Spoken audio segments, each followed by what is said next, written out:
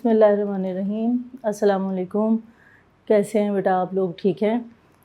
ہم لوگ آپ کی 9 کلاس کی جو اردو کی کتاب ہے اس کا افسانہ پڑھ رہے تھے، جو کہ غلام عباس کا لکھا ہوا ہے، اور اس افسانے کا ہم نے پچھلے لیکچر میں پیج نمبر 59 تک ہم نے پڑھا تھا، اور اس سے آگے سے آج ہم شروع کریں گے، یعنی صفحہ نمبر 60 سے ہم اس کو شروع کریں گے۔ تو آپ لوگ صفحہ نمبر 60 نکال لیجئے اور پڑھائی کے لیے تیار ہو جائیے۔ جی صفحہ نمبر 60 نکل آیا؟ جی بیٹے شروع کرتے ہیں۔ ہم نے ابھی تک جو پڑھا تھا افسانہ، اس میں ہم نے یہ پڑھا تھا کہ شریف حسین ایک غریب کلرک ہے درجہ دوم کا، اور وہ جو ہے اس کی بیوی بچوں کو لے کر میکے گئی ہوئی ہے، اور شریف حسین جو ہے وہ آج شام کو دفتر سے گھر جانے کے بجائے جو جامع مسجد ہے اس کے آس پاس ایک بازار لگتا ہے جہاں بڑی گہما گہمی ہوتی ہے، تو وہ اپنا وقت گزارنے کے لیے اس بازار کا رخ اس نے کیا ہے، اور وہ اس بازار تک آ گیا ہے، اور وہ وہاں پر جو ہے وہ بھی آ کر اترا ہے، اور یہ بتایا جا رہا ہے کہ اس بازار میں بہت رونق ہوتی ہے، چہل پہل ہوتی ہے، اور لوگ جس طرح سے چیزوں کی خریداری کر رہے ہوتے ہیں اور دکانداروں سے دام کم زیادہ کروا رہے ہوتے ہیں، وہ دیکھنا بذات خود ایک پرلطف جو ہے وہ کہنا چاہیے کہ ایک منظر ہے۔ تو اس سے آگے سے ہم پڑھنا شروع کریں گے۔ ابھی تک آپ لوگ یہ تو آپ لوگوں کو بخوبی پتہ چل گیا ہوگا، اندازہ ہو گیا ہوگا کہ اس افسانے میں غلام عباس نے کس طرح ہمارے سامنے ایک منظر جو ہے وہ بنایا ہے، منظر کشی کی ہے۔ ایسا لگ رہا ہے جیسے ہم اپنی آنکھوں سے وہ سب کچھ دیکھ رہے ہیں، اور وہ جو کہانی ہے وہ صرف ہم سن نہیں رہے، بلکہ ایسے لگ رہا ہے جیسے ہماری آنکھوں کے سامنے سے ایک فلم گزر رہی ہو، اور ہم اس سب کچھ کو منظر کے طور پر دیکھ رہے ہوں۔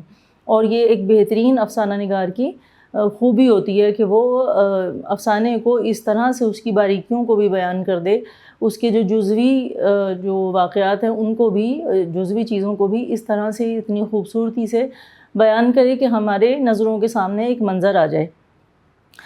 اور یہاں سے ہم اس کو آگے سے پڑھنا شروع کریں گے کہ شریف حسین لیکچر باز حکیموں، سنیاسیوں، تعویذ گنڈے بیچنے والے سیانوں اور کھڑے کھڑے تصویر اتار دینے والے فوٹوگرافروں کے جھمگھٹوں کے پاس ایک ایک 2 منٹ رکتا، سیر دیکھتا اس طرف جا نکلا جہاں کباڑیوں کی دکانیں تھیں۔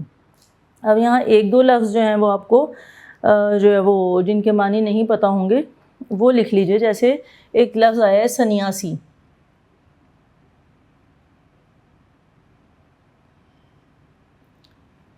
سنیاسی، اور اس کی جمع ہوتی ہے سنیاسیوں۔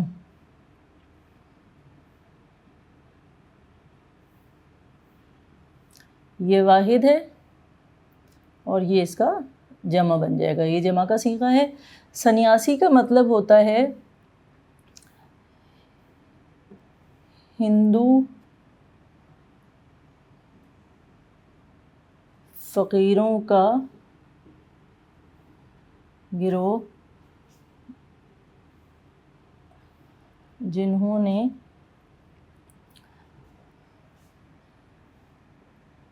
خاص قسم کا سادھوؤں والا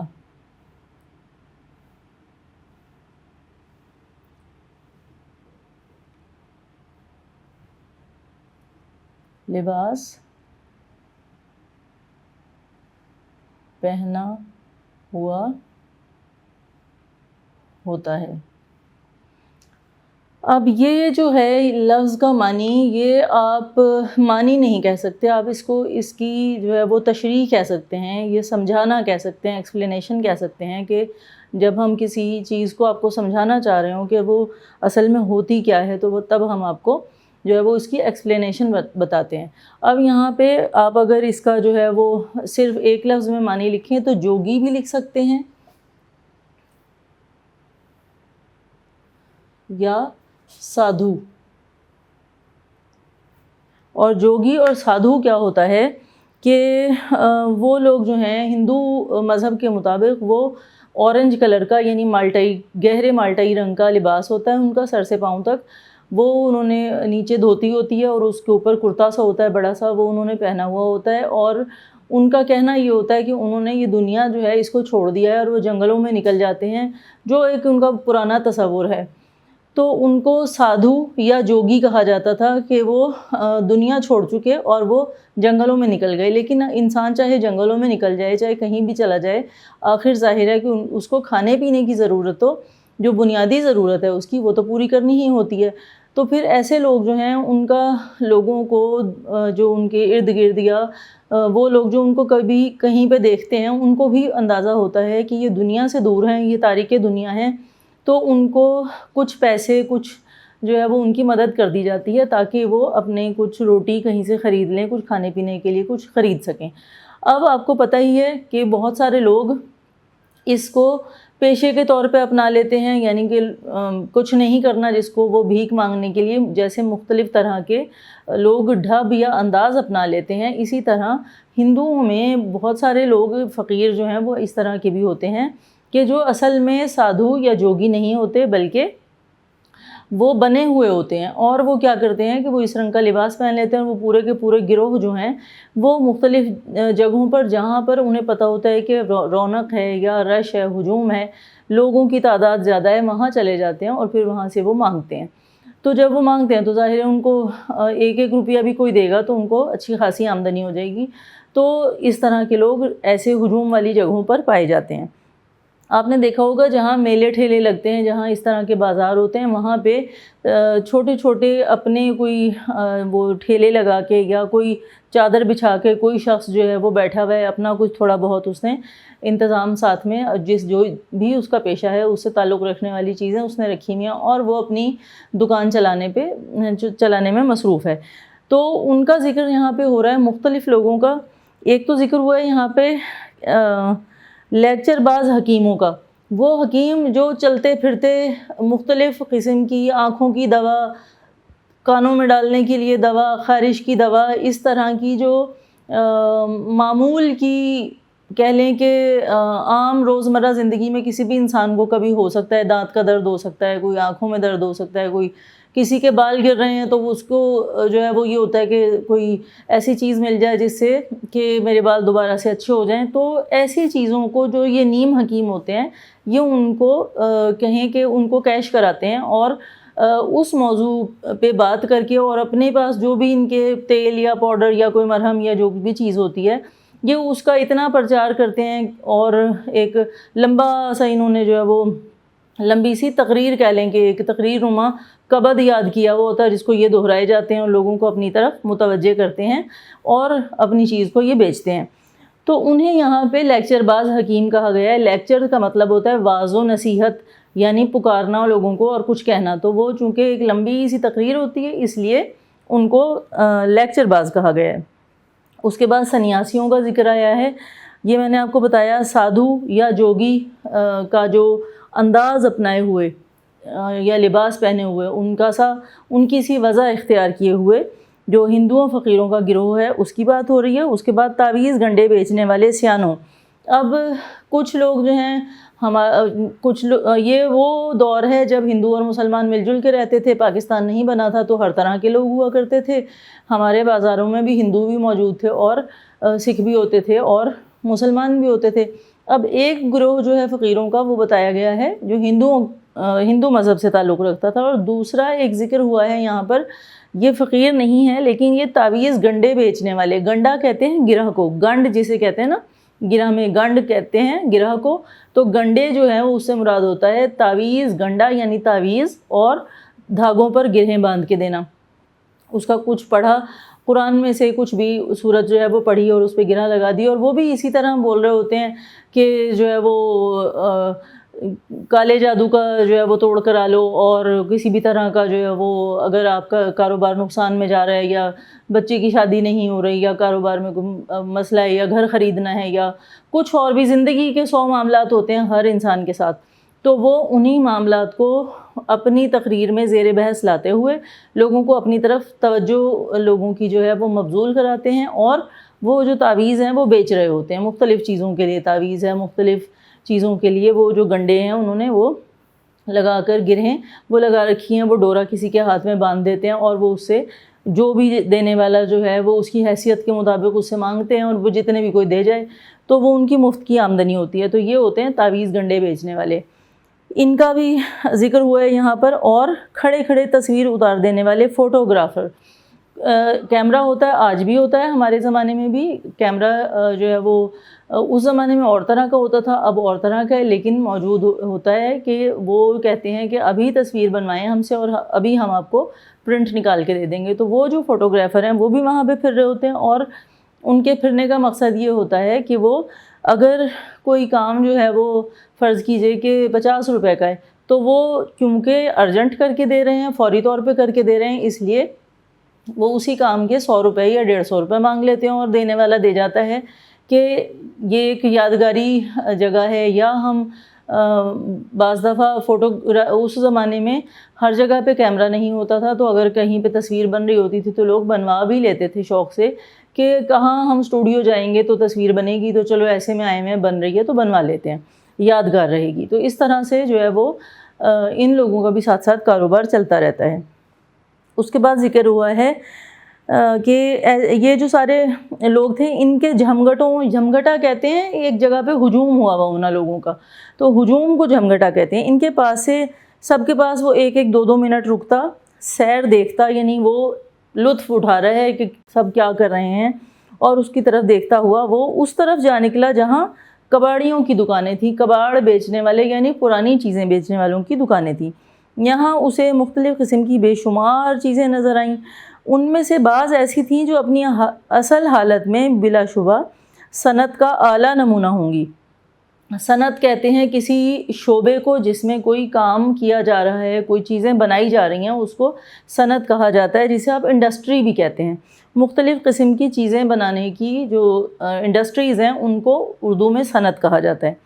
تو بلا شبہ وہ اپنی قسم کی جو ہے وہ ایک اعلیٰ نمونہ ہوگا جب وہ چیز نئی ہوگی یا اچھی حالت میں ہوگی۔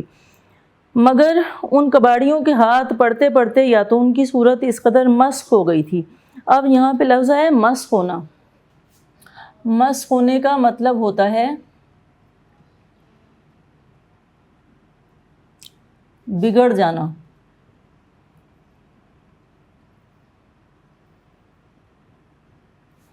یعنی وہ جو چیزیں ہیں وہ اگر بہت اعلیٰ قسم کی بھی تھیں کسی زمانے میں، تو چونکہ اعلیٰ چیزوں کی جو پہچان ہے وہ بھی ان چیزوں کے استعمال کرنے والوں کے پاس ہی ہوتی ہے۔ جیسے کہتے ہیں کہ جوہری کی سونے کی جو پہچان ہے وہ جوہری کو ہی ہوتی ہے، یا ہیرے کی پہچان جوہری کو ہوتی ہے۔ اگر وہ کسی لوہار کے ہاتھ میں آ جائے گا تو اسے پتہ ہی نہیں ہوگا کہ یہ چیز کتنی قیمتی ہے، اور وہ اس کو اتنی نزاکت سے جو کہ اس کی ضرورت ہے اس کو استعمال میں ہی نہیں لائے گا، نہ ہی اس کو اتنا سنبھال کے رکھے گا، تو وہ جو چیز ہے وہ بے قیمت ہو جائے گی۔ اور بے قیمت اصل میں اس کی قیمت نہیں کم ہوگی، بلکہ بے قیمت اس لحاظ سے ہو جائے گی کہ اس کی صورت شکل خراب ہو جائے گی، اس کی جو قدر و قیمت ہے اس کو اس نے پہچانا نہیں، اس وجہ سے اس نے اسے بے قیمت سمجھ لیا۔ تو یہاں پر بھی ذکر یہی ہو رہا ہے کہ جو کباڑیے تھے ان کے ہاتھوں میں کچھ بہت اچھی چیزیں ایسی بھی آئیں ان کے پاس کباڑ میں بکنے کے لیے کہ جو اصلی حالت میں ہوں گی تو یقیناً بہت عمدہ، بہت بہترین ہوں گی، لیکن اب کباڑیوں کے ہاتھوں میں آ گئی تھیں تو وہ ایک بیچارے غریب لوگ ہوتے ہیں، ان کو پہچان نہیں ہوتی چیزوں کی، تو وہ بس ان کو ایسے ہی جیسے سستی چیزیں، خراب چیزیں یا جیسی بھی چیزیں ان کے پاس ہیں وہ جہاں ایک انہوں نے گودام میں بھری ہوئی ہیں اور الٹا سیدھا ان کو اٹھا کے ادھر سے ادھر کر رہے ہیں، ایسے ہی ان چیزوں کو بھی وہ آگے پیچھے رکھ رہے ہوتے ہیں، اٹھا رہے ہوتے ہیں، تو ان کی جو صورت شکل تھی وہ مسخ ہو گئی، یعنی وہ بگڑ گئی، وہ خراب ہو چکی تھی، اتنی مسخ ہو گئی تھی کہ پہچانی ہی نہ جاتی تھیں۔ یا پھر دوسری بات کیا تھی کہ ان کا کوئی حصہ ٹوٹ پھوٹ گیا تھا جس سے وہ بیکار ہو گئی تھیں، یعنی یا تو صورت مسخ ہو گئی، اس قابل ہی نہیں رہی کہ اس کو کسی اچھی جگہ پر رکھا جا سکے، یا پھر کوئی ایک حصہ، چھوٹا سا بھی حصہ اس کا جو ہے وہ ٹوٹا ہوا تھا جس کی وجہ سے وہ اب استعمال کے قابل نہیں رہی تھی۔ اس کے بعد وہ کہتے ہیں کہ چینی کے ظروف تھے اور گلدان اور ٹیبل لیمپ۔ ظروف کہتے ہیں برتنوں کو، اور ظرف کی جمع ہے، اور ظروف یعنی برتن، اور گلدان، گلدان کہتے ہیں جو ہم کونوں میں واز کھڑے کرتے ہیں، خوبصورتی کے لیے ہم گلدان رکھتے ہیں، وہ جو اس کا ذکر یہاں پہ ہو رہا ہے. گلدان تھے، اور ساتھ میں وہ بتایا جا رہا ہے کہ ٹیبل لیمپ تھے اور گھڑیاں تھیں اور جلی ہوئی بیٹریاں تھیں. کسی چیز کی بیٹری جب جل جاتی ہے تو اس کا بھی وہ ساری کی ساری بیکار نہیں ہوتی، بلکہ کچھ اس میں سے بھی کام کی چیزیں نکل سکتی ہیں، تو وہ بھی کباڑیوں کے پاس موجود تھیں. اور اس کے علاوہ چوکھٹے تھے. چوکھٹے کیا چیز ہے؟ چوکھٹا کہتے ہیں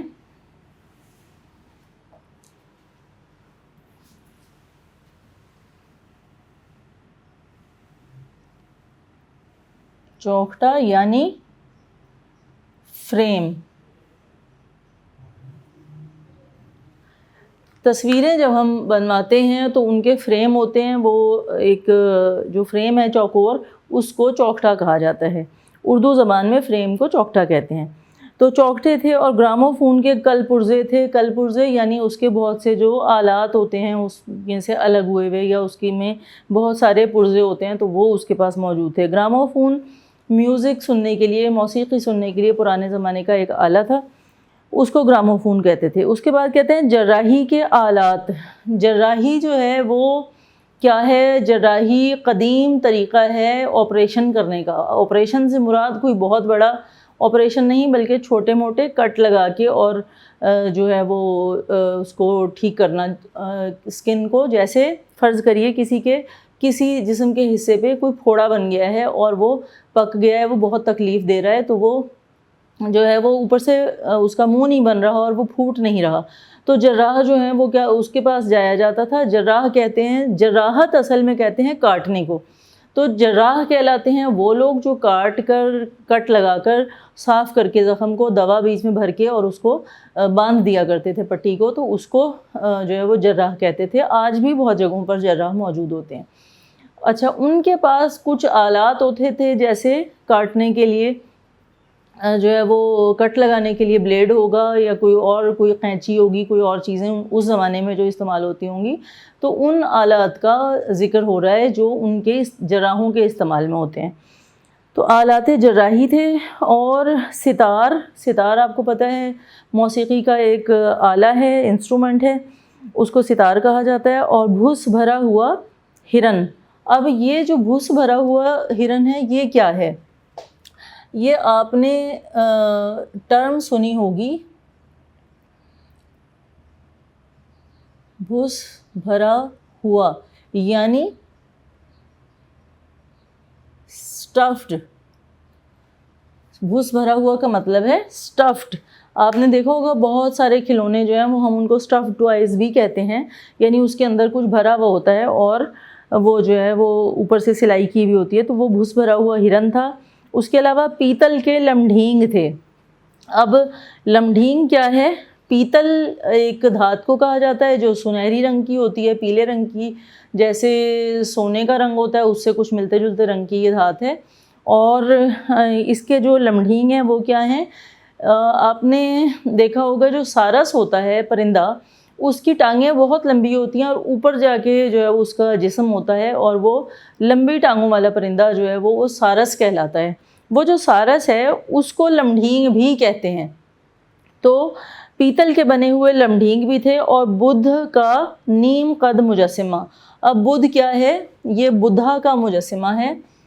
بدھ مذہب سے تعلق رکھنے والے لوگ جو ہیں وہ اس کی پرستش کرتے ہیں. مہاتما بدھ، بدھا کا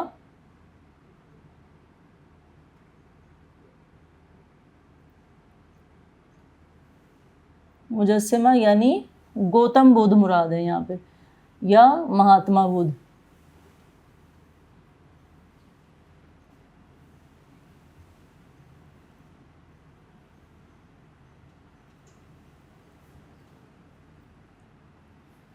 تو یہ جو ہیں دونوں، ان میں سے دونوں کے ہی مجسمے بنائے جاتے ہیں. اور یہ بدھا مذہب کے جو لوگ ہیں وہ ان بتوں کی پرستش کیا کرتے تھے، یا ان کو بہت بڑا بڑا بنا کر وہ رکھا کرتے تھے. آپ نے آج کی ثقافت میں بھی دیکھا ہوگا کہ بہت جگہوں پر، جاپان میں اور جگہوں پر بھی پہاڑوں کو کاٹ کر، یہاں تک کہ انہوں نے پہاڑوں کو کاٹ کر، ایک پہاڑی کو کاٹ کر اس کا بھی بدھا کا مجسمہ بنایا ہوا ہے۔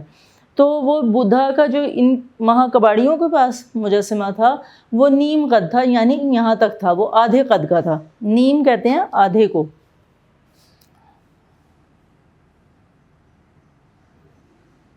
نیم یعنی آدھا، فارسی زبان کا لفظ ہے، اور نیم قد کا مجسمہ تھا، یعنی آدھا جو قد ہے اس کے برابر اس کا مجسمہ تھا، یعنی اوپر کا حصہ تھا اس کا۔ اس کے بعد ایک دکان پر اس کی نظر سنگ مرمر کے ایک ٹکڑے پر پڑی جو معلوم ہوتا تھا کہ مغل بادشاہوں کے کسی مقبرے یا بارہ دری سے اکھاڑا گیا ہے۔ یعنی اس کا جو سنگ مرمر تھا وہ اتنا اعلیٰ قسم کا تھا کہ ایسا لگتا تھا کہ جیسے کسی بارہ دری سے، یا مغل بادشاہوں کے جو مقبرے بنے ہوئے ہیں جگہ جگہ پر ہیں، جیسے ہمارے ہاں لاہور میں بھی شہزادہ سلیم جو ہے اس کا جہانگیر کا مقبرہ، شہزادہ سلیم کو پیار سے اس کا جو باپ ہے وہ شیخو کہتا تھا، اور اس کا نام نور الدین سلیم تھا، تو اس کو شہزادہ سلیم بھی کہا جاتا ہے، اور اس کو جو ہے وہ جہانگیر بھی کہا جاتا ہے۔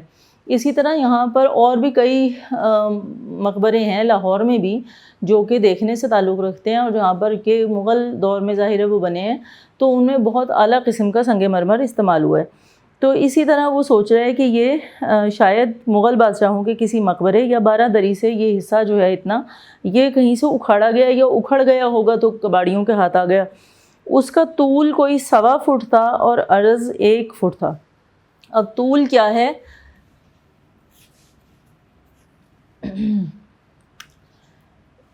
یہ جو ایسے ہوتا ہے اس کو طول کہتے ہیں، اور یہ عرض ہوتا ہے، یعنی چوڑائی کو جو ہے وہ عرض کہا جاتا ہے اور لمبائی کو طول کہتے ہیں۔ آپ اس کو یوں بھی سمجھ سکتے ہیں کہ لمبائی طول ہے اور چوڑائی جو ہے وہ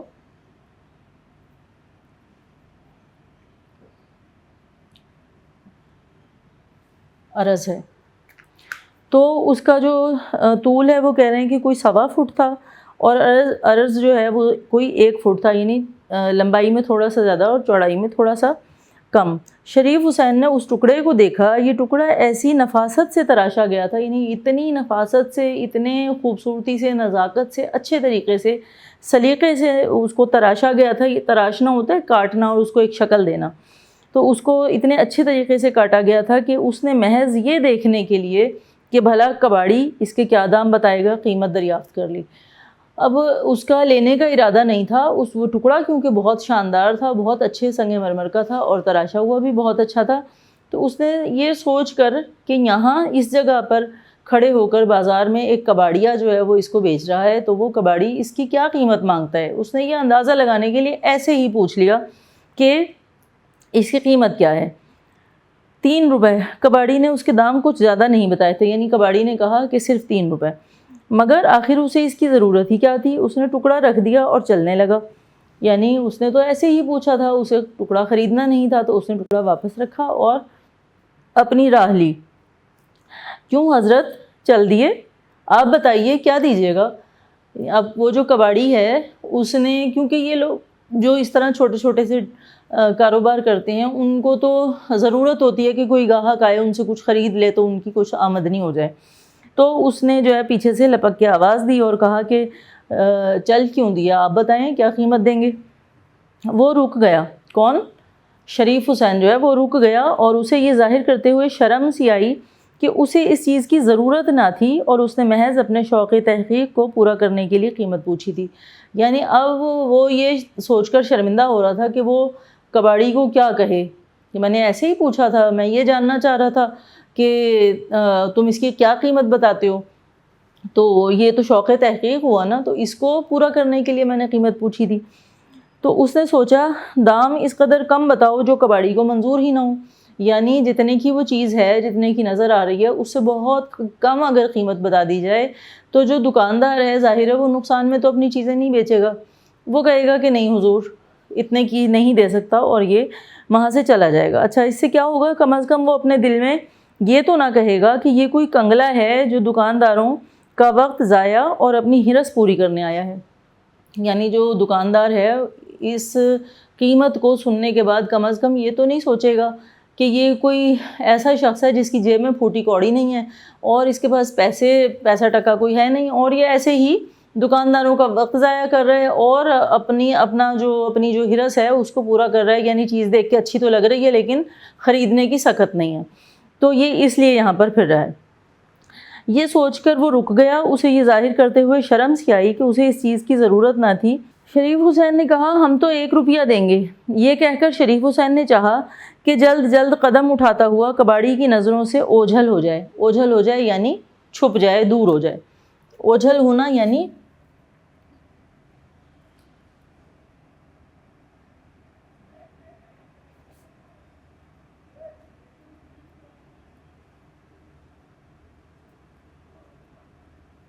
چھپ جانا۔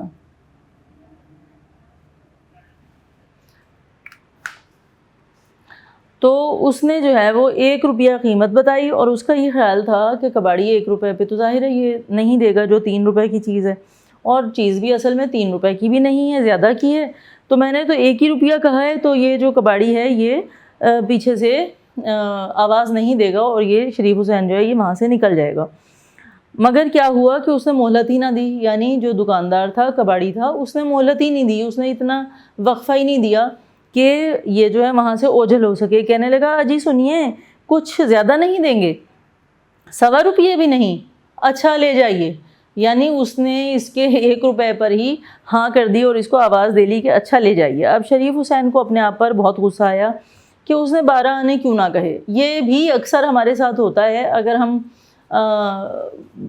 ویسے ہی جائیں بازار یا ایک عام بازار میں جائیں جہاں پر چیزوں کی ہم قیمت دکانداروں سے کہہ کر کم کرا لیتے ہیں، ان جگہوں پر بعض دفعہ ہم جب ایک قیمت دکاندار سے کہیں کہ نہیں اتنے کی نہیں، اتنے کی دے دو، اور وہ ہمیں فوراً ہی کہہ دینا کہ اچھا لے جائیں، تو ہمیں دھچکا سا لگتا ہے کہ شاید ہم اس سے کم بھی کہتے تو یہ ہمیں یہ جو ہے دکاندار یہ ہمیں چیز بیچ دیتا، تو شاید ہم نے چیز کی قیمت زیادہ لگا دی۔ لیکن یہاں پہ شریف حسین کو اصل میں غصہ اس بات پر آیا ہے کہ اس نے اتنی کم قیمت کیوں نہ بتائی کہ کباڑی اسے پیچھے سے آواز نہ دے سکتا۔ تو اس نے جو ہے وہ سوچا کہ میں نے 12 آنے کیوں نہ کہے، یعنی 1 روپے سے بھی کم قیمت کیوں نہیں بتائی۔ اب کیا تھا، اب لوٹنے کے سوا کوئی چارہ ہی نہیں تھا۔ قیمت ادا کرنے سے پہلے اس نے اس مرمری ٹکڑے کو اٹھا کر دوبارہ دیکھا بھالا کہ اگر ذرا سا بھی نقص نظر آئے۔ نقص کہتے ہیں خامی کو۔ اب یہاں سے ہم تھوڑا سا بورڈ صاف کریں گے۔ نقص کہتے ہیں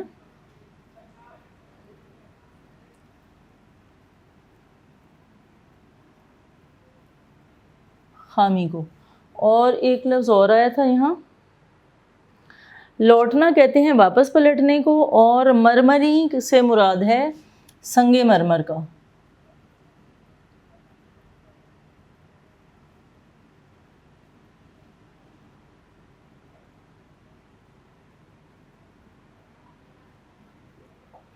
سنگ مرمر کا بنا ہوا، تو وہ جو سنگ مرمر کا ٹکڑا تھا اس کو جو شریف حسین تھا اس نے بہت غور سے دیکھا کہ کہیں پہ اس میں کوئی عیب، کوئی نقص، کوئی خامی نظر آئے تو وہ اس سودے کو منسوخ کر دے، یعنی ختم کر دے، کینسل کر دے۔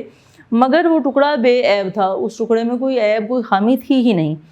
جانے کباڑی نے اسے اس قدر سستا کیوں بیچنا قبول کیا، یعنی کباڑی جو اس کی سمجھ میں نہیں آیا شریف حسین کی کہ یہ جو کباڑی ہے اس نے اس ٹکڑے کو اتنا سستا بیچنا کیوں منظور کیا ہے، کیوں وہ چاہ رہا ہے کہ اتنا سستا بک جائے، حالانکہ یہ ٹکڑا تو اتنے کا ہے نہیں۔ خیر اس کے درمیان میں جو ہے نا، اب یہ نہیں بتایا گیا کہ اس نے قیمت دے دی اور اس نے دکاندار نے قیمت وصول کر لی اور وہ ٹکڑا اس کے حوالے کر دیا، بلکہ جو اگلا پیراگراف ہے اس سے یہ پتہ چلتا ہے کہ شریف حسین نے وہ ٹکڑا خرید لیا۔ رات کو جب وہ کھلے آسمان کے نیچے اپنے گھر کی چھت پر اکیلا بستر پر کروٹیں بدل رہا تھا، کروٹیں بدلنا یعنی کروٹیں لینا، تو اس سنگ مرمر کے ٹکڑے کا ایک مصرف اس کے ذہن میں آیا۔ مصرف کا مطلب ہوتا ہے استعمال، مصرف کا مطلب ہوتا ہے استعمال، تو ایک استعمال اس کے ذہن میں آیا۔ خدا کے کارخانے عجیب ہیں، یعنی اب وہ یہ سوچ رہا ہے کہ خدا کے کارخانے یعنی اس کی قدرت جو ہے وہ بھی عجیب ہے۔ عجیب سے مراد یہ ہے کہ انسانوں کی جو عقل ہے، جو فہم ہے، اس سے باہر ہے اللہ تعالیٰ کی حکمت، اس کی جو قدرت ہے۔ اور وہ بڑا غفور الرحیم ہے، یعنی وہ معاف کر دینے والا ہے۔ غفور کا مطلب ہوتا ہے معاف کر دینے والا، اور رحیم کا مطلب ہوتا ہے رحم کرنے والا۔ کیا عجب اس کے دن پھر جائیں۔ اب وہ یہ سب کچھ سوچ رہا ہے لیٹا ہوا کہ کیا عجب، یعنی کیا ہی عجیب بات ہو، کیا کوئی عجیب بات نہیں ہے۔ کیا عجب سے مراد ہے کوئی عجیب بات نہیں ہے کہ اس کے دن پھر جائیں، وہ کلرک درجہ دوم سے ترقی کر کے سپرنٹینڈنٹ بن جائے اور اس کی تنخواہ 40 سے بڑھ کر 400 ہو جائے۔ یہ نہیں تو کم سے کم ہیڈ کلرک ہی صحیح۔ یعنی وہ یہ سوچ رہا ہے کہ میری اچھی ترقی ہو جائے، کیا پتہ اللہ تعالیٰ کو منظور ہو اور وہ میرے مطلب دن پھر جائیں اور اچھے دن آ جائیں اور میں ہیڈ کلرک ہی بن جاؤں کم از کم۔ اور پھر اسے ساجھے کے مکان میں، یعنی شریف حسین کو ساجھے کے مکان میں رہنے کی ضرورت نہ رہے، بلکہ وہ کوئی چھوٹا سا مکان لے لے اور اس مرمری ٹکڑے پر اپنا نام کندہ کرا کے دروازے کے باہر نصب کر دے۔ یہاں بھی 2-3 لفظ ہیں۔ ساجھا کہتے ہیں مشترک کو،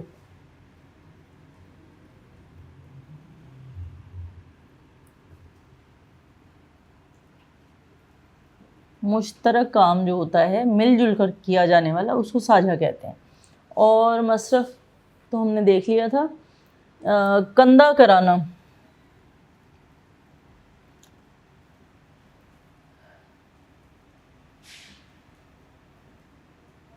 کندہ کرانا سے مراد ہوتی ہے کھدائی کرا کر نام لکھوانا، کچھ بھی لکھوا لینا۔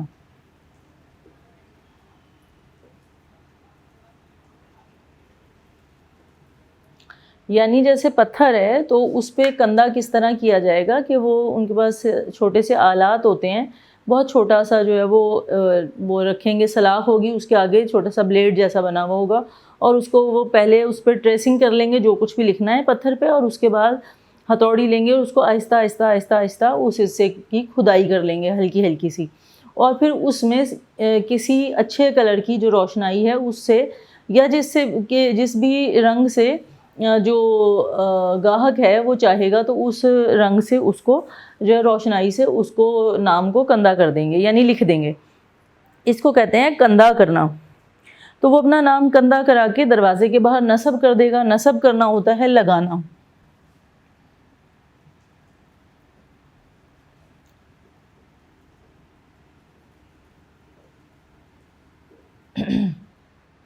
جیسے آپ نے دیکھا ہوگا گھروں کے باہر نیم پلیٹ یعنی نام کی جو تختی ہے وہ لگی ہوئی ہوتی ہے، تو وہ اس کو نصب کرنا بھی کہا جاتا ہے۔ مستقبل کی یہ جو خیالی تصویر اس کے ذہن میں آئی تھی، یہ اس کے ذہن پر کچھ اس طرح سے چھا گئی کہ یا تو وہ اس مرمری ٹکڑے کو بالکل بے مصرف سمجھتا تھا، نہیں اس کا خیال تھا کہ اس نے ایسے ہی فضول ہی لے لیا، کوئی اس کا مقصد نہیں ہے، اس کا کوئی استعمال نہیں ہوگا اور یہ ایسے ہی پڑا رہے گا۔ تو وہ دل میں یہ سوچ رہا تھا کہ میں نے غربت کے دور میں یہ 1 روپیہ بھی کیوں بلا وجہ خرچ کیا کسی ایسی چیز پر کہ جو استعمال میں ہی نہیں آنی۔ لیکن اب جو ہے اس کے ذہن میں اس کا ایک ایسا استعمال آیا، ایک ایسا مصرف آیا کہ جس سے اس کو ایسا لگا کہ گویا ایک عرصے سے اسے اس قسم کے ٹکڑے کی تلاش تھی، یا وہ اس قسم کے ٹکڑے کی تلاش میں تھا، اور اگر وہ اسے نہ خریدتا تو بڑی بھول ہو جاتی، یعنی بڑی غلطی ہو جاتی۔ شروع میں جب وہ ملازم ہوا تھا، یعنی جب اس نے ملازمت اختیار کی، تو اس کا کام کرنے کا جوش اور ترقی کا ولولہ انتہا کو پہنچا ہوا تھا۔ یعنی جب کوئی بھی شخص جو ہے وہ کسی ادارے میں یا کہیں بھی اس کو ملازمت ملتی ہے تو شروع میں وہ اچھی کارکردگی دکھانے اور جو انتظامیہ ان کی نظروں میں آنے یا اچھا بننے کے لیے، اپنی کارکردگی پر بہت اچھی دکھانے کے لیے بہت بھاگ کر کام کرتا ہے، بہت زیادہ بھی کام کرتا ہے۔ تو اس کا جو ترقی کرنے کا جوش ہوتا ہے، ولولہ ہوتا ہے، وہ انتہا پہ پہنچا ہوا ہوتا ہے اور اس کو لگتا ہے کہ وہ اچھا کام کر کے دے گا تو اس کو جلدی سے ترقی مل جائے گی۔ مگر 2 سال کی سعی لا حاصل کے بعد، سعی کہتے ہیں کوشش کو،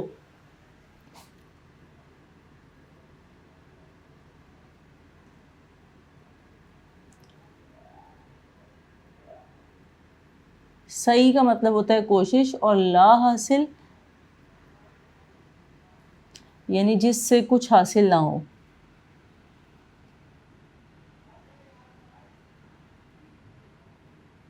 کوئی فائدہ نہ ہوا ہو یا کچھ حاصل نہ ہوا ہو.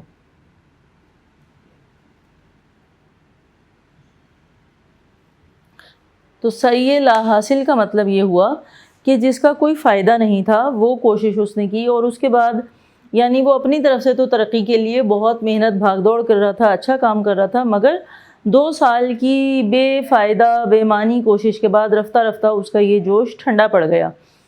یعنی اس کا جو وہ کام کرنے کا جذبہ تھا وہ مدھم ہو گیا اور مزاج میں سکون آتا چلا گیا، یعنی ٹھہراؤ آ گیا. مگر سنگ مرمر کے ٹکڑے نے پھر اس کے خیالوں میں ہلچل ڈال دی، یعنی اس کے خیالات میں پھر ترقی کرنے کا جوش اور جذبہ جو تھا وہ موجزن ہو گیا، اور اس کے خیالات میں ایک تلاطم برپا کر دیا اس سنگ مرمر کے ٹکڑے کی وجہ سے آنے والے خیالات نے. یعنی وہ ترقی کر لے اور اس کی تنخواہ زیادہ ہو جائے اور پھر وہ اپنا گھر بنا لے. مستقبل کے متعلق طرح طرح کے خوش آئند خیالات ہر روز اس کے دماغ میں چکر لگانے لگے. یعنی خوش آئند کا مطلب ہوتا ہے اچھے خیالات. مستقبل سے متعلق طرح طرح کے جو خوبصورت اچھے خیالات تھے وہ ہر روز اس کے دماغ میں چکر لگانے لگے، یعنی ہر وقت اس کے دماغ میں آتے رہتے، اور اٹھتے بیٹھتے سوتے جاگتے دفتر جاتے دفتر سے آتے، کوٹھیوں کے باہر لوگوں کے نام کے بورڈ دیکھ کر، یہاں تک کہ جب مہینہ شروع ہوا اور اسے تنخواہ ملی تو اس نے سب سے پہلا کام یہ کیا کہ سنگ مرمر کے ٹکڑے کو شہر کے خوبصورت سنگ تراش کے پاس لے گیا. یعنی جس کا اس کو معلوم تھا وہ اچھا یہ بھی بتایا جا رہا ہے کہ وہ جب دفتر جاتا تھا واپس آتا تھا تو مختلف کوٹھیوں کے سامنے سے اس کا گزر ہوتا تھا، تو ان کے باہر جو نام کی تختی لگی ہوئی ہوتی تھی وہ اس کو غور سے دیکھتا تھا، مختلف تختیوں کو دیکھتا تھا، اور اس کے ذہن میں اپنا جو وہ سنگ مرمر کا ٹکڑا ہے اور آنے والے وقت میں اگر کبھی اس نے گھر بنایا تو وہ جو اس کے ذہن میں ایک کیا کہنا چاہیے ایک اس کا مقصد ہے اور خیال ہے کہ وہ گھر بنائے گا تو اس کو اس طرح سے استعمال کرے گا، وہ جو اس کے مطابق وہ چیزوں کو دیکھتا ہوا چل رہا ہے. گھروں کے باہر سے بھی اگر گزر رہا ہے تو ناموں کی جو تختی ہے اس کو غور سے دیکھ رہا ہے. اور اس کے بعد کیا ہوا کہ جب مہینہ ختم ہوا اور اگلے مہینے کی اس کو تنخواہ ملی تو اس نے سب سے پہلا کام یہ کیا کہ شہر کا جو ایک بڑا مشہور اور بہت اچھا سنگ تراش تھا، جو بہت خوبصورت پتھروں کو تراشتا تھا اور اس پہ اگر کچھ کھدوائی کروانی ہوتی تھی، کندہ کروانا ہوتا تھا کچھ، تو وہ بڑے خوبصورتی سے کرتا تھا. تو اس کے پاس وہ لے گیا اور اس نے جو سنگ تراش تھا اس نے بہت چابک دستی سے، یعنی بہت زیادہ پھرتی اور مہارت سے. چابک دستی کا مطلب ہوتا ہے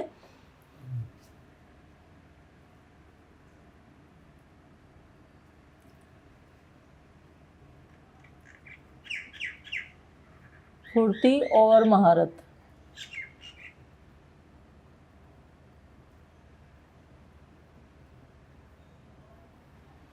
تو اس نے بہت ہی پھرتی سے اور بہت ہی مہارت سے اس کا جو نام تھا وہ اس کے جو ہے وہ اس کا نام کندہ کیا، اور جو وہ تھا ٹکڑا تھا سنگ مرمر کا اس کے جو کونے تھے ان میں چھوٹی چھوٹی خوشنما بیلیں بنا دی. اس نے چھوٹے چھوٹے سے پھول بوٹے بنا دیے خوبصورت سے. اور اس سنگ مرمر کے ٹکڑے پر جو شریف حسین نے اپنا نام کھدا ہوا دیکھا تو اس کو دیکھ کر اسے ایک عجیب سی خوشی ہوئی. زندگی میں شاید یہ پہلا موقع تھا کہ اس نے اپنا نام اس قدر جیلی حروف میں لکھا ہوا دیکھا تھا. جیلی حروف کا مطلب ہوتا ہے بڑا بڑا لکھا ہوا.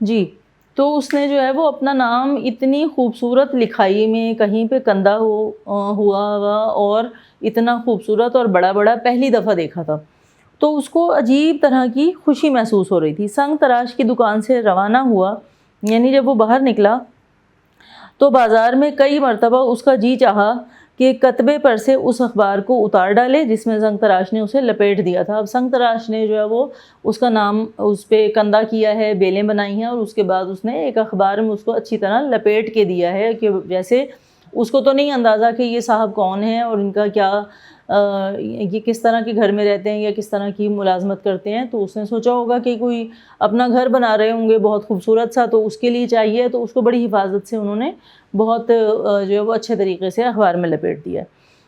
پھر اس کا جو ہے وہ دل چاہ رہا ہے کہ وہ راستے میں اس کا کئی بار دل چاہا کہ وہ اخبار اتارے اور اندر سے اس کو نکال کے دیکھے، یعنی اس کو اپنا نام لکھا ہوا اتنا خوبصورت لگ رہا تھا، مگر ہر بار ایک نامعلوم حجاب جیسے اس کا ہاتھ پکڑ لیتا. حجاب کہتے ہیں شرم کو، حیا کو، یعنی ایسے اس کو حجاب سا آتا تھا، ایک شرم سی آتی تھی کہ لوگ دیکھتے ہوئے کیا کہیں گے کہ یہ اپنے نام کو اس طرح بار بار دیکھ رہا ہے، اس کو اتنا اچھا لگ رہا ہے. تو وہ ایک جھجک محسوس کر رہا تھا اور اس کی وجہ سے اس نے ایسا نہیں کیا.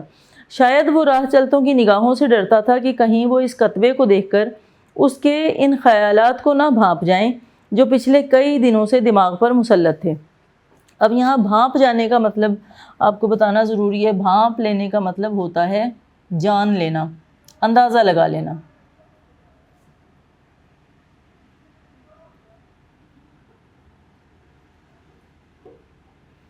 اندازہ لگا کر جان لینا بھی کہہ سکتے ہیں.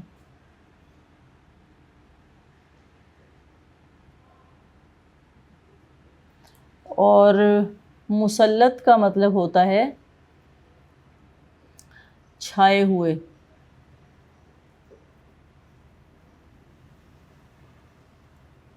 ویسے تو مسلط یا تسلط کا مطلب قبضہ کرنا بھی ہوتا ہے، لیکن جب کوئی خیال جو ہے وہ ہمارے ذہن پہ مکمل طور پر چھایا ہوا ہو، ہر وقت وہ ہمارے ساتھ ہو، تو اس کو بھی ہم مسلط کہتے ہیں کہ ہمارے ذہن پر مسلط ہے. تو وہ یہ سوچ رہا تھا کہ اگر وہ ایسا کرے گا تو جو دیکھنے والے ہیں، راہ چلتے راہگیر جو ہیں، وہ اس کے اس کتبے کو دیکھ کر اس کے ذہن میں جو خیال آ رہا ہے گھر کو بنانے کا، کہیں وہ اس کے خیالات سے اندازہ نہ لگا لیں کہ یہ گھر بنانے کی طاق میں ہے اور یہ کچھ اس کے لیے جستجو کر رہا ہے، اور اس کے ان خیالات کو نہ جان جائیں جو کہ اس کے ذہن پر مسلط ہیں یا چھائے ہوئے ہیں. اچھا جی، اگلا پیراگراف کیا ہے؟ گھر کی پہلی سیڑھی پر قدم رکھتے ہی اس نے اخبار اتار پھینکا. یعنی وہ تو سارے راستے انتظار کر رہا تھا کہ کسی طرح گھر آئے یا وہ اپنے نام کو دوبارہ دیکھ سکے، جو لکھا ہوا ہے کتبہ اس کو دیکھ سکے. تو اس نے جلدی سے اس کا اخبار اتار دیا اور نظریں کتبے کی دلکش تحریر پر گاڑے دھیرے دھیرے سیڑھیاں چڑھنے لگا. اب اس کا مطلب یہ ہے کہ اس کا گھر اوپر کی منزل میں ہے اور وہ سیڑھیاں چڑھ کے اوپر جا رہا ہے، اور جیسے ہی وہ سیڑھیوں کے دروازے تک ہی پہنچا تھا ابھی، یعنی نیچے سے سیڑھیاں اس نے چڑھنی شروع کی تھی، وہیں پر ہی اس نے اخبار اتار دیا تھا. اور وہ اس نے جو ہے وہ کتبہ اس کی نگاہوں کے سامنے ہے اور وہ نگاہیں گڑی ہوئی ہیں اس کے اوپر، یعنی بہت غور سے دیکھ رہا ہے اور دلکش تحریر ہے، بہت خوبصورت سا اس کا نام لکھا ہوا ہے اور وہ اس کو دیکھتا ہوا سیڑھیاں چڑھ رہا ہے. بالائی منزل میں اپنے مکان کے دروازے کے سامنے پہنچ کر رک گیا. بالائی منزل یعنی اوپر کی منزل. اب اوپر کی منزل میں وہ اپنے مکان کے دروازے کے سامنے پہنچا، یعنی اب مکان سے مراد ہے اس کا جو گھر تھا. اس گھر کے دروازے پر پہنچ کر وہ رک گیا، جیب سے چابی نکالی اور قفل کھولنے لگا. قفل یعنی تالا. تو تالا جب وہ کھولنے لگا تو پچھلے 2 برس میں آج پہلی مرتبہ اس پر یہ انکشاف ہوا. انکشاف ہونا ہوتا ہے کسی چیز کا ظاہر ہونا.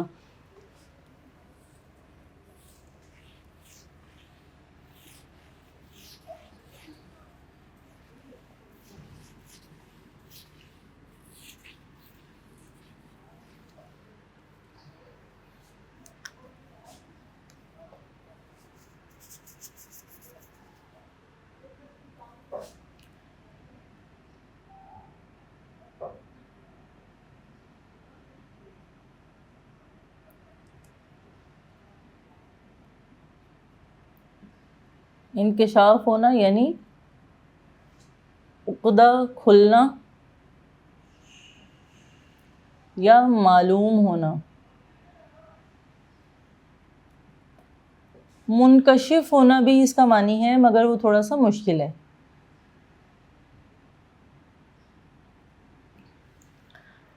کوئی راز جس کے بارے میں آپ کو پہلے سے معلوم نہ ہو اور اس کو آپ جب جانیں تو اس کو اس وقت جو ہے کہا جاتا ہے کہ اس پر انکشاف ہوا، یعنی اس پر وہ راز جو ہے وہ ظاہر ہوا. اس پر کیا راز ظاہر ہوا کہ اس کے مکان کے باہر ایسی کوئی جگہ ہی نہیں تھی کہ اس پر کوئی بورڈ لگایا جا سکے. اگر جگہ ہوتی بھی تو اس قسم کے کتبے وہاں تھوڑا ہی لگائے جاتے ہیں، ان کے لیے تو بڑا سا مکان چاہیے جس کے پھاٹک کے باہر لگایا جائے تو آتے جاتے کی نظر بھی پڑے. پھاٹک کا مطلب ہوتا ہے بڑا دروازہ.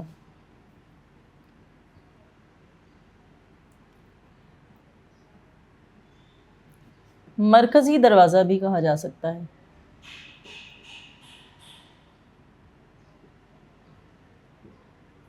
یعنی جس کو ہم مین گیٹ کہتے ہیں وہ مرکزی دروازہ ہوتا ہے، اور ظاہر ہے کہ گھروں کے جو ہے وہ جو یعنی اس کا جو کہنا چاہیے گراؤنڈ فلور جسے کہتے ہیں، جو زمین کی سطح کے برابر جو اس کی منزل ہوتی ہے، اس کی دیوار دروازہ، اور دروازے کے ساتھ جو دیوار ہوتی ہے تو دروازے کے بالکل برابر میں دائیں یا بائیں طرف نام کی تختی لگی ہوئی ہوتی ہے۔ تو یہ تو زمین پر جو منزل ہوتی ہے، زیریں منزل، اس پر لگایا جاتا ہے کتبہ۔ تو اب اس کے ذہن میں یہ خیال آیا کہ اس نے تو آج تک کبھی سوچا ہی نہیں کہ یہ ایسے مکانوں میں تھوڑی کتبے لگتے ہیں اور اوپر کی منزلوں میں، یہ تو لگتے ہیں نیچے کی جو منزل ہوتی ہے اس میں، بڑے بڑی جو کوٹھیاں ہوتی ہیں، بڑے گھر ہوتے ہیں، ان کے باہر جب مرکزی دروازے ہوتے ہیں ان کے ساتھ یہ کتبے لگے ہوئے ہوتے ہیں، اور اس کی وجہ یہ ہوتی ہے کہ آتے جاتوں کی نظر پڑے اور ان کو معلوم ہو کہ یہ گھر کن صاحب کا ہے۔ تو یہ بیٹا ہم نے یہاں تک جو ہے وہ اس سبق کی پڑھائی کی اور اس کے مشکل الفاظ کو جانا، اور دیکھا کہ افسانہ جو ہے یہ کتبہ یہ کس طرح سے اس کی کہانی آگے بڑھ رہی ہے۔ اس سے آگے ہم جو ہے وہ اگلے لیکچر سے پڑھائی شروع کریں گے اور اس کو سمجھیں گے۔ تب تک کے لیے مجھے اجازت دیجیے، اللہ حافظ۔